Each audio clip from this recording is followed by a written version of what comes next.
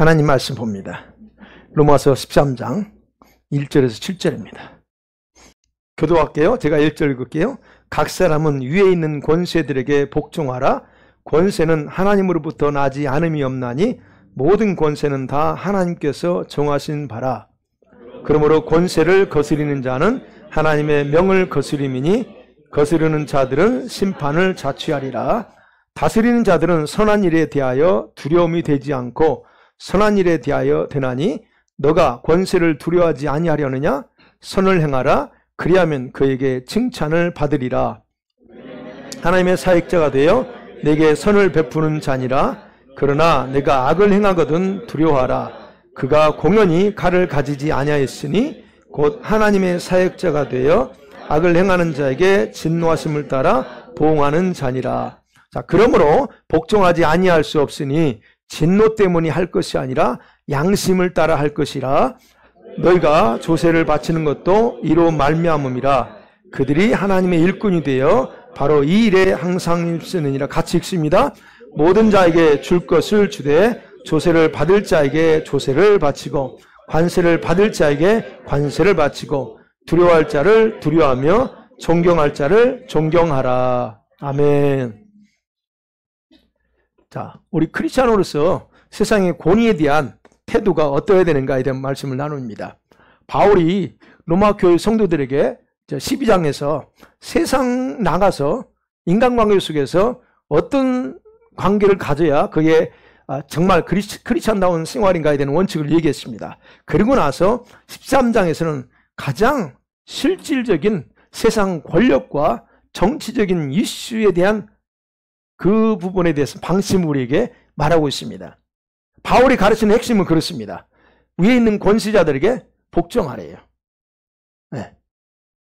자, 바울이 이렇게 복종하라고 명령하면서 계속 주장하는 게 뭐냐면 권력자들의 부정적인 부분을 언급하지 않습니다.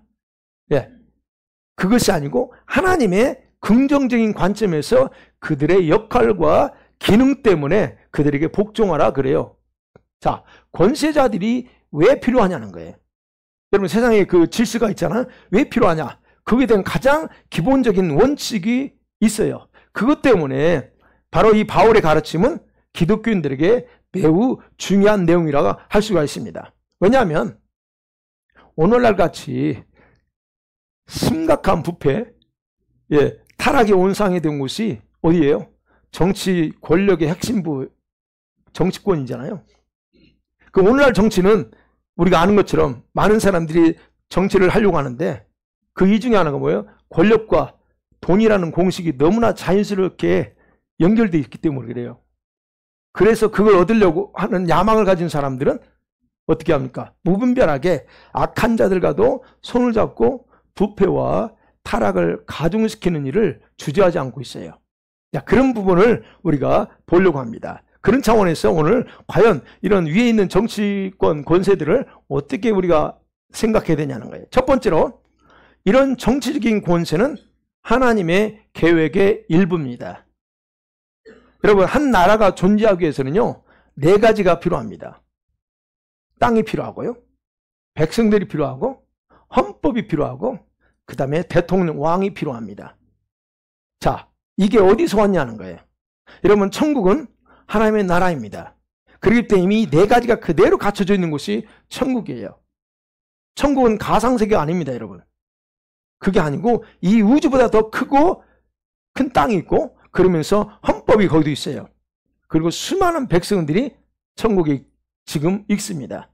그러면서 동시에 왕이 통치하는 실제 세계가 우리가 가야 될 천국입니다. 그러면 천국은 빈틈없는 완전한 질서 속에서 관계가 유지돼요. 자기보다 높은 권위에 순종합니다.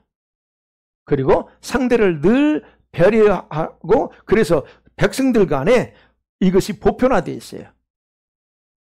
그리고 거기는 서로 간의 사랑만이 운영의 핵심입니다. 왜냐하면 천국은 사랑이신 하나님께서 왕이시기 때문에 그래요. 그곳은 왕이신 하나님의 사랑만 흘러갑니다. 그래서 그곳은 완전한 질서가 그냥 아주 거침없이 자연스럽게 돌아가는 이유. 그 이유가 뭐냐? 자기보다 높은 지위의 모든 사람이 순종해요. 그리고 상대를 배려합니다. 그게 바로 사랑이라는 거예요. 이게 천국인데요. 감이 오세요? 우리는 그러지 못하다니, 지금 우리가 사는 세상은. 천국은 그런 세상입니다. 예. 자, 그러면 이 천국의 운영 방식을 표방하고 있는 이 지상에서의 정치 체계가 그래도 완전하진 않지만 민주정치입니다. 또는 민주주의라고 하는 거예요. 민주정치 핵심이 뭘까요? 우리가 아는 거지만 질서와 법적인 권세에 복종하고 그래서 사회제도가 막힘없이 돌아가는 거예요. 그러면서 개인의 인권, 자유를 억압하지 않고 보장해 주는 가운데 조화를 이루가잖아요. 지금 우리가 그런 가운데 살고 있잖아요. 누구한테 어느 저쪽처럼 감시받고 그러지 않잖아요. 이게 바로 민주정치라는 거예요. 바울이 그래서 위에 있는 권세자들에게 복종하라고 하는 이유가 바로 이것 때문에 그렇다는 겁니다. 바울은요, 그때 당시 그러면 바울은 이 로마 정치, 그때 당시 로마 정치와 사회제도를 주관했던 행정적인 권세를 가진 법 집행관들이에요. 그때 당시 권세자들은. 그런데 중요한 것은 이런 사람들이 항상 옳은 일만 하지 않잖아요. 이 권세를 남용해서 악을 행하기 하는 것이 비일비재하죠. 그리고 그런 사람들이 누구를 비판합니까? 우리 크리스찬들을 박해하고 죽은 일도 서슴없이 했어요. 그들이. 자, 그렇게 어림을 당했던 기독교인들 입장에서 그들에 대해서 어떤 태도를 가지는 것이 정상일까 하는 거예요. 권력을 남용하고 악을 행하며 세금도 증수하는 그 사람들에게 반기를 들면서 맞서야 되는가 하는 거예요. 우리가 그런 걸 맞서야 되냐 하는 거예요. 아니면 보세요. 우리가 이제 크리스찬으로서 요즘도 고민하잖아요. 그럼 하나님의 공의는 어디 갔어 지금? 이렇게 악을 행하는 저들을 내버려 둬야 되는가? 그거 어딨냐 이거예요. 왜 하나님은 악을 보고만 계세요? 그런 것처럼 왜 보고만 계실까? 왜 침묵하지? 아니 살아계시다면 왜 아무 일도 하지 않느냐는 거죠. 이게 사실은 우리가 누구나 다 가질 수 있는 의문입니다. 자, 이 부분에 대한 뒤에서 제가 설명할 거고요. 자, 그럼 바울은 이런 질문에 대한 구체적인 대답 대신에 정부 지도자들에게 복종하라고 하면서 그냥 원론적인 대답만 합니다. 원론적인 대답이에요. 여기서 보죠. 복종하라. 헬라말로 히포타스라고 하는 단어인데 이건 합성어예요. 히포라고 하는 아래로 들어가라는 얘기예요. 타스는 뭐냐면 정렬하라는 거예요. 그럼 뭐냐, 이 문자적인 게 단어 뜻이 뭐냐면 권위 있는 대상 아래 스스로 자기를 낮추고 질서 있게 정렬하는 거예요. 그게 복종하라는 뜻입니다. 그럼 이 단어에는요, 타협이라는 표현 없습니다. 네, 반항이라는 의미도 없습니다. 오직 그 질서 안에 자신을 복종시켜야만 된다라고 하는 뜻밖에 없어요. 그러면 생각해봐요. 그러면 바울은 무엇에 근거해서 이렇게까지 명령할까 하는 거예요. 도대체 왜 그렇게 할까? 자, 1절과 우리 7절 읽었지만 1절과 2절은 이 문제에 대한 대전제에 해당되고요. 3절부터 7절까지는 거기까지 설명입니다. 대전제가 뭐냐? 1절, 2절이 된지 뭐예요? 모든 권세는 하나님께서 나왔다. 그리고 하나님의 주권 아래 있다는 거예요. 그리고 하나님께서는 그들을 세웠고 주님이 직접 임명했다라고 그렇게 단정합니다. 1절과 2절이 그겁니다. 그렇다면 굉장히 명확하죠. 그것에 대해서 여러분 세상 권력에 대해서 여기만 있지 않으면 베드로전서 2장 13절 14절에서도 베드로가 이렇게 말합니다. 시작. 인간의 모든 제도를 주를 위하여 순종하되 혹은 위에 있는 왕이나 혹은 그가 악행하는 자들을 징벌하고 보장하기 위하여 보낸 총독들에게 하라. 베드로는 여기서 말합니다. 주를 위해서 복종하래요. 13절은 주를 위해서. 그 다음에 디모데전서 2장 1절에 3절에도 이런 말씀이 있습니다. 시작. 그러므로 내가 첫째로 권하노니 모든 사람을 위하여 간구와 기도와 도구와 감사를 하되 임금들과 높은 지혜에 있는 모든 사람을 위하여 하라. 이는 우리가 모든 경건과 단정함으로 고요하고 평안한 생활을 하려 함이라. 이것이 구주 하나님 앞에 선하고 받을 만한 것이니. 여기서 뭐라 합니까? 우리가 그들을 기도해 주래요. 왜요? 우리가 평안한 생활을 하려면 그들을 위해서 기도하래요. 그것이 하나님 앞에 선하고 받으실 만한 행위래요. 자, 성경에 이렇게 여러 가지 기록되어 있습니다. 그래서 권위에 저항하는 거, 하나님이 세우고 하나님이 임명한 그 권위에 저항하는 건 뭐냐? 하나님이 정하신 원칙을 반대하는 것이고, 그리고 그런 사람들은 심판을 자초한다 하는 게 사실은 오늘 내용입니다. 권세자들을 세운 목적은 악을 행하는 자들 때문입니다. 사실은 그런 사람들을 통제하기 위해서 필요한 거예요. 바울은 그 얘기하는 거거든요. 그래서 그들에게는, 이 악을 행하는 사람들에게는 그 권세자들이 두려움의 대상이에요. 그러면 하나님께서는 그런 권세자들에게 악을 행하는 자들을 처벌할 수 있는 권세의 표시인 뭐를 줬느냐?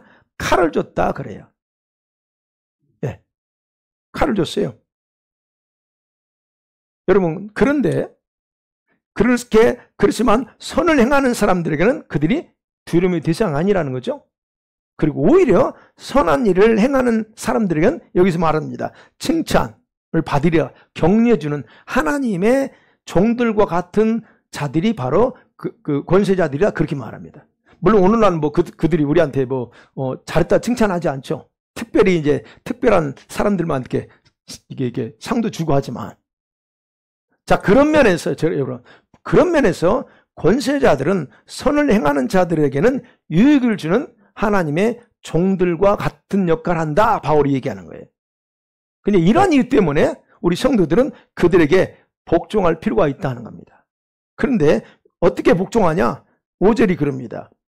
진노 때문에, 내가 하지 않으면 진노에 대한 두려움 때문에 복종할 게 아니고 그리스도인으로서 양심을 따라해라 그래요. 우리의 양심, 이 말씀이 그랬잖아요. 복종하라 그랬으면 이제 알았어. 그러면 양심이 복종하지 않을 때 양심이 꺼리낌이 올 수 있어요. 그 양심을 따라 복종하라 그럽니다. 자, 그러면 이게 이제 제가 전체로 그냥 간략하게 요약했습니다. 그렇다면 바울이 주장을 요약하면 권세자들에게 복종하라는 의미는 세 가지로 이렇게 딱 요약할 수 있어요. 하나는 뭐냐면 그들은 결코 두려움의 대상이 아니라는 거예요. 저와 여러분이 법을 어겨서 악을 행한다면 그 권세는 여러분의 칼이 됩니다. 여러분, 선을 행한다는 말이 뭐예요? 법을 지키는 거 말하는 거예요. 뭐 선한 일 하는 걸 말하지 않고, 선이라는 것은 정해진 법 질서를 지키는 걸 말해요. 여러분, 우리 국가는 서로 법을 준수하기로 서약하고 결속된 사람들의 집단이잖아요. 그래서 법을 지키겠다는 상호 간의 약속이 무너지면 어떻게 돼요? 무질서가 판치는 거예요. 맞죠? 그래서 그 얘기하는 겁니다. 그럼 왜 하나님은 이런 법을 제정했을까요? 네, 법 없이 살면 좋지 않을까요? 법을 제정했어요. 왜냐하면 기본적으로 타락한 인간은 여러분 악하고 굉장히 공격적이고 파괴적인 본능을 가지고 있어요. 내 마음에 들지 않으면 어떻게 해요? 다 뒤집어 버리지 뭐. 마음에 안 들면 그냥 폭력도 쓸 수 있는 이런 본능적인 그런 좋지 않은 걸 가지고 있기 때문에 바로 그 본능을 통제하기 위해서 이 질서의 법을 세우셨다는 하나님이. 그렇기 때문에 여러분이 악이 아니라 질서를 지켜 선을 행한다? 그들은 절대로 두려움의 대상이 아닙니다. 그러니까 그들이 행한 것에 대해서 우리는 복종해야 된다는 거예요. 그 다음에 두 번째, 4절에서 바울이 말합니다. 그런 권세자들은 하나님의 일을 하는 자들이다 라고 이렇게 표현했어요. 예. 아까 말씀드린 것처럼 여러분이 선한 일을 행한다면 그들은 칭찬합니다. 선한 영향력을 나타내 줄 거라는 거예요. 이게 기본이에요. 국가의 권력자들, 권세자들은 국민의 평안, 안녕을 지켜주고 또 뭡니까? 공평과 정의를 시행하려고 나름대로 노력하잖아요. 다는 아니지만 권력을 가지고 악용하는 사람도 있지만 그러나 기본적으로는 그런 걸 실행하려고 하고 있다는 거예요. 바로 그런 일을 위해서 하나님께서 그들을 세우신 일꾼들이다라고 얘기하는 거예요. 그들은 하나님께서 이 세우신 질서를 바로잡기 위해서 하나님을 대신해서 일하는 자들이다라고 하는 것이 바울의 관심이에요. 그래서 하나님은 그들에게 권세를 줬습니다. 어떤 권세요? 권세, 칼입니다. 그 권세는 칼과 같아서 악을 행하는 자들에게는 하나님 대신에 법에 따라서 보응할 수 있는 권세예요. 그냥 법질서를 지키지 않아서 깨뜨렸으면 거기에 따른 대가를 지불하게 한다는 거예요. 그게 칼의 권세입니다. 그래서 이때 권세는 악용하지 않고 제대로 된 권세는 하나님의 공의를 집행하는 권위의 표시가 되는 거예요. 그래서 네.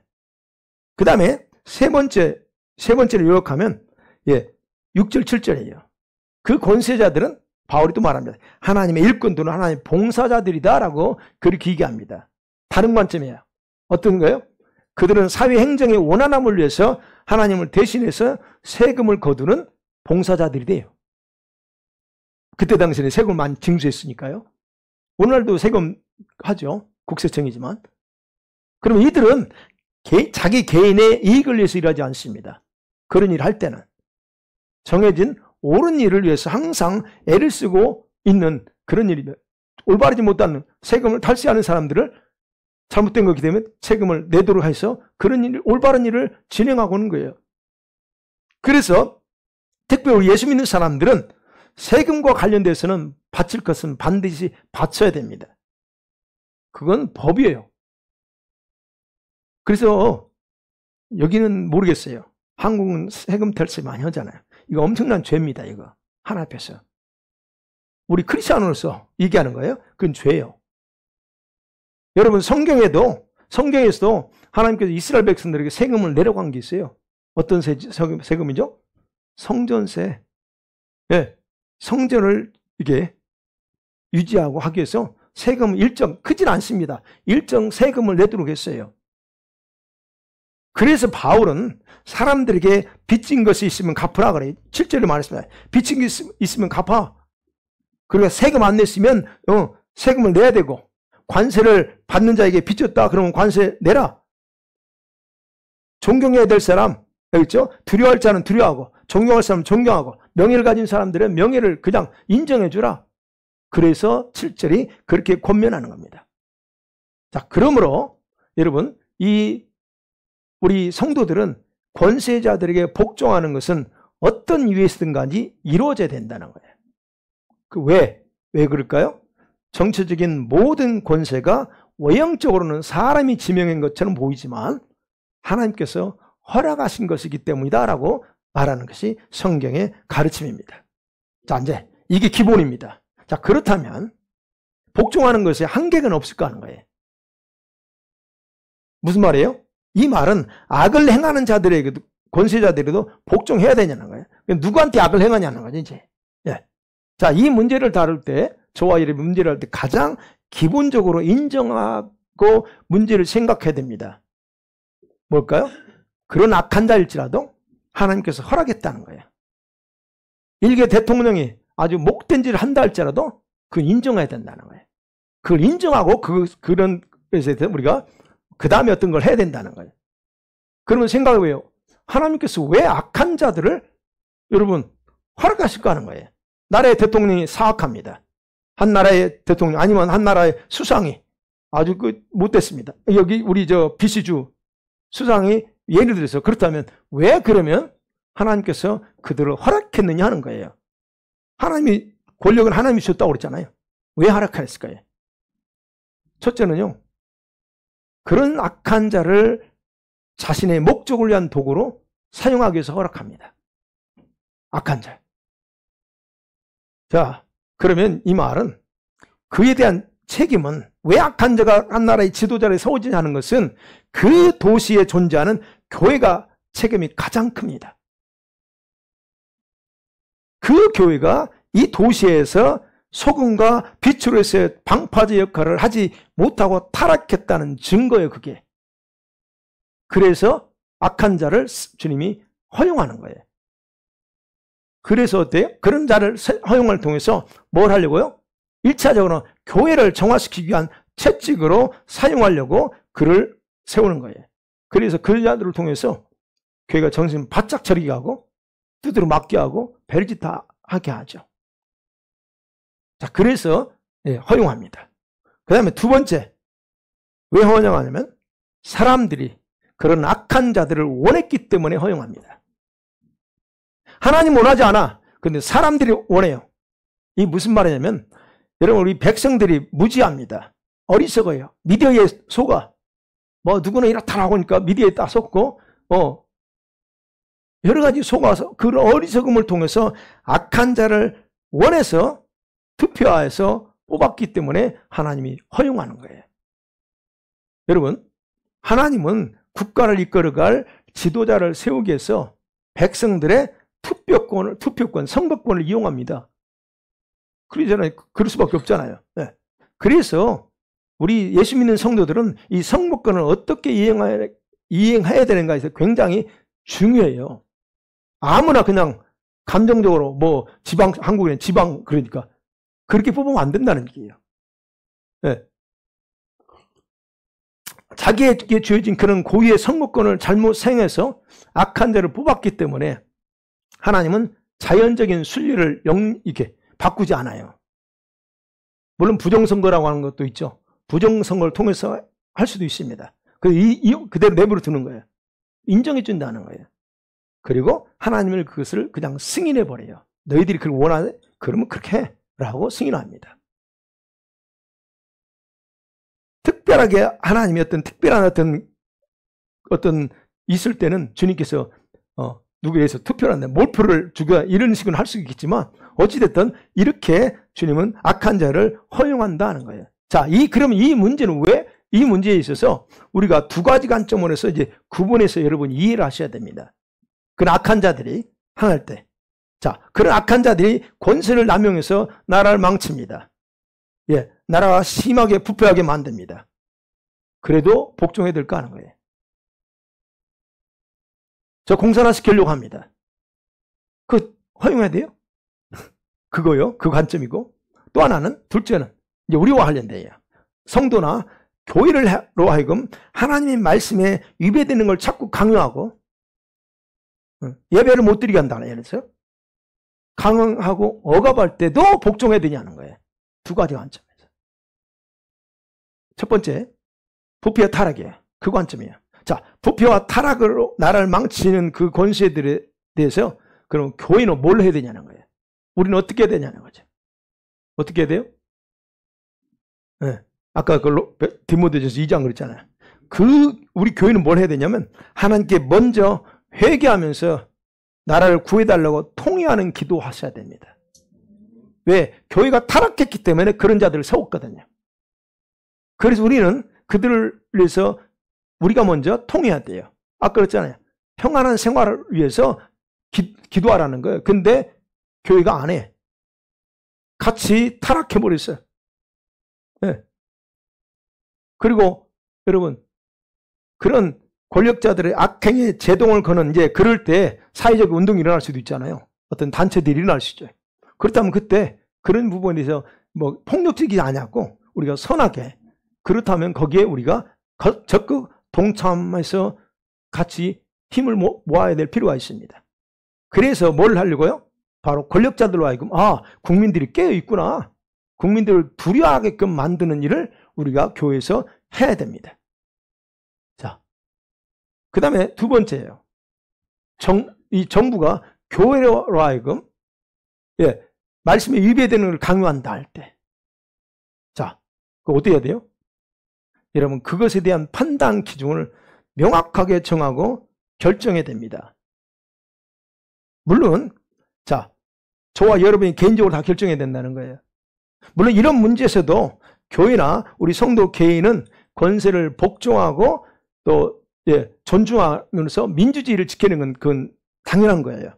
그러나 그들의 잘못된 불의에 대해서는 이제는 넓게요, 교회나 교단 차원에서 법적인 조치를 취해야 됩니다. 그게 옳아요. 근데 어땠습니까? 미국이나 한국에서 교회들이 움직이지 않았어요. 같이 동조했지. 큰 그 교단들, 우리 교단도 안 움직였어요, 한국에서. 그런 어떤 상황이야. 그랬기 때문에 움직인다 할지라도 효과가 없어.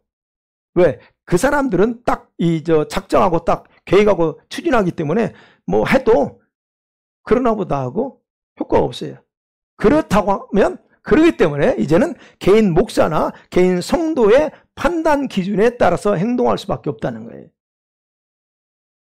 어떻게 봐? 여러분이 그래서 그 강요에 순종할 거냐 안 할 거냐는 여러분이 결정하셔야 된다는 거예요. 그거는 불복종해도 되기 때문에. 자, 예를 들면 그래요. 예를 들면 다니엘의 세 친구가 느부갓네살 왕이 금신상을 딱 만들어 놓고 다 절해라, 아니면 다 죽인다라고 합니다. 법으로 선포했어요. 공포했어요. 그럼 다 다른 사람들은 순종하고 복종했습니다. 근데 이 다니엘의 세 친구는 뭐 했어요? 안 했습니다. 뭐에 근거해서 안 했어요? 그 친구들이.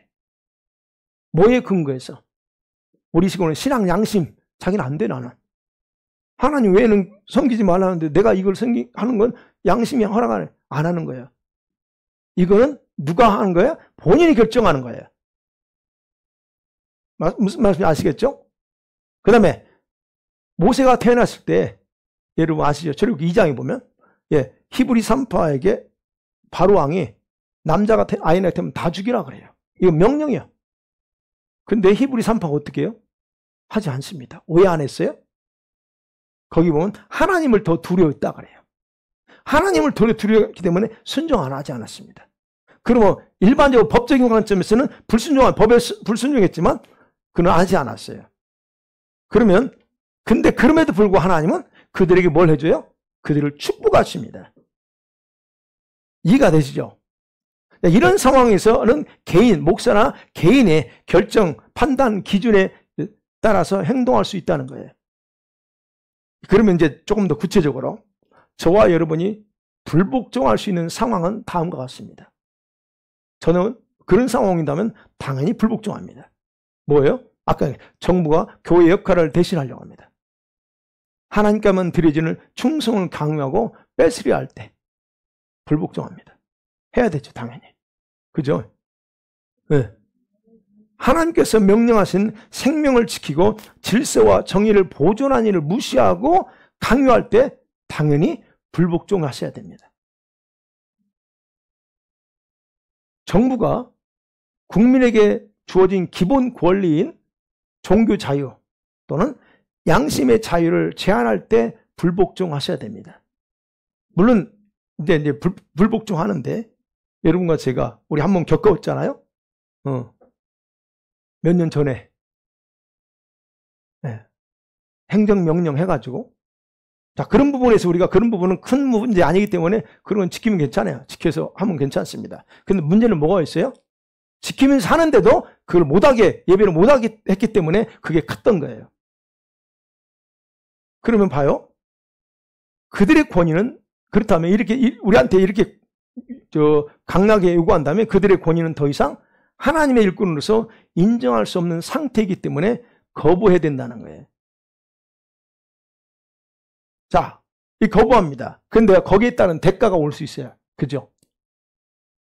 내가 안 했어. 그때 거기에 대한 대가, 어떤 게 올 수 있습니다. 맞죠? 그러면 그 불복종에 결과된 책임도 내가 지겠다라고 할 때 불복종할 수 있다는 거예요. 난 그 책임 못 져. 그러면 못 하겠죠. 그럴 때 불복종할 수 있다는 거예요. 근데 이제 우리가 이제 이런 세 가지를만 제가 말씀드리지만, 그러나 조심해야 될 게 있어요. 우리가 불복종할 수는 있지만 불복종을 먼저 앞세우면 안 된다는 거예요. 그래서 그거 가지고 선동하고 이래서는 안 된다는 거예요. 존경하는 자세, 기본적으로 존경하는 자세를 먼저 앞서야 된다는 거예요. 권위에 대한 존경 없이 불복종만 외치는 것은 하나님의 거룩한 주권을 침해하는 것이기 때문에 기본적으로 그렇다는 거예요.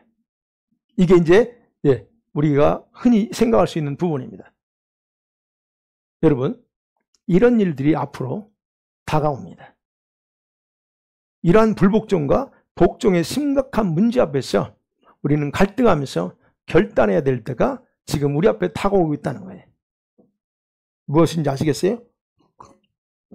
그때는 억울한 일을 당하는 게 기본입니다.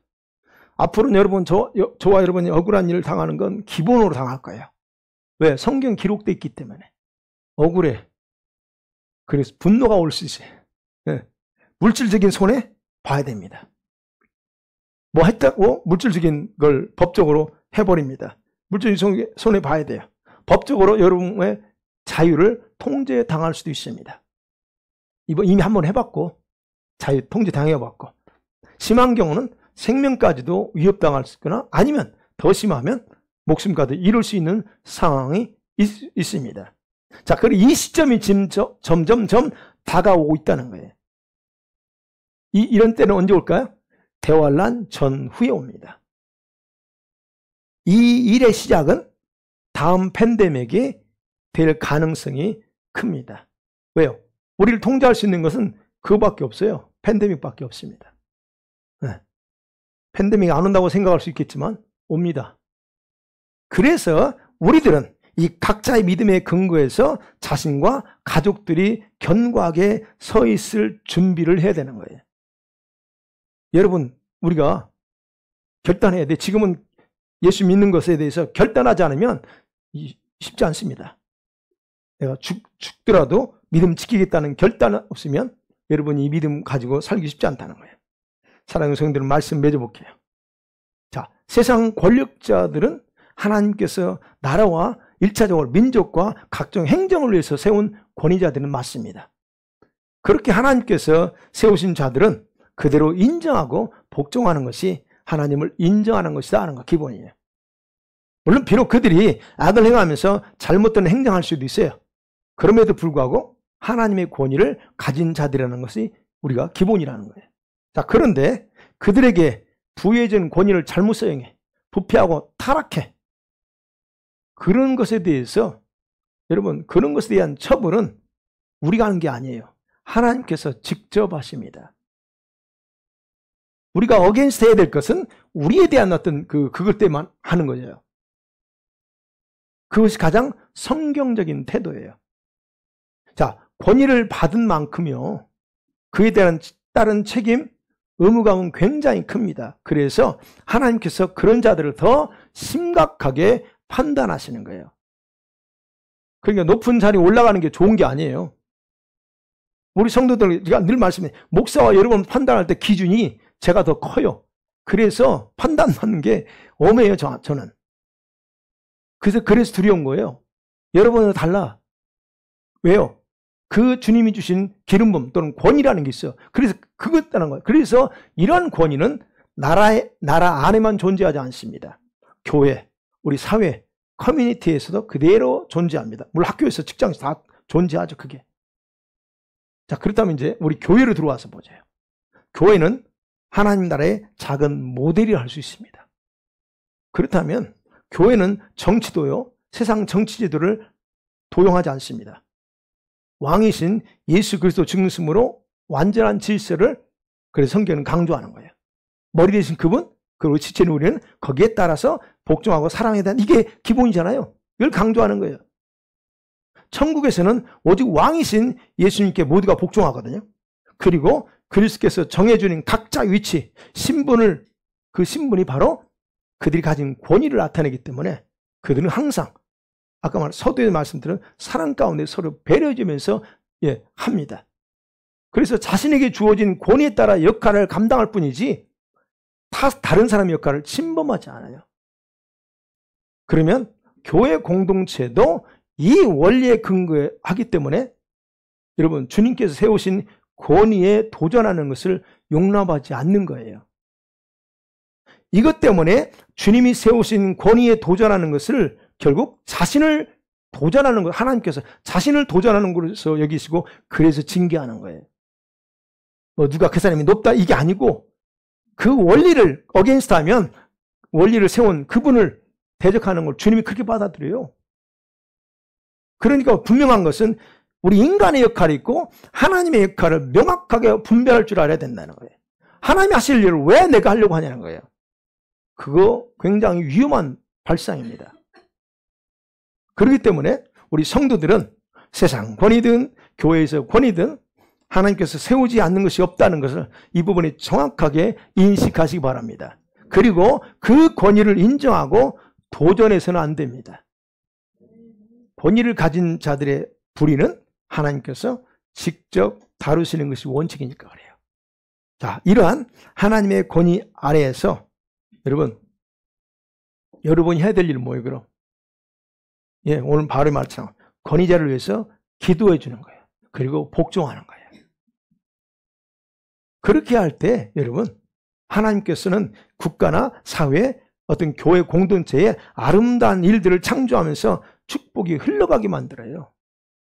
예, 그런 면에서 자, 우리 성도들 모두가 이러한 하나님과의 연합과 하모니를 이루고 질서에 100% 순응함을 통해서 하나님께서 하시고 싶은 뜻, 그 뜻을 온전히 성취해드리는 기쁨이 되는 우리 교회, 우리 성도들이 되기를 주의 이름으로 간절히 축원합니다. 아멘.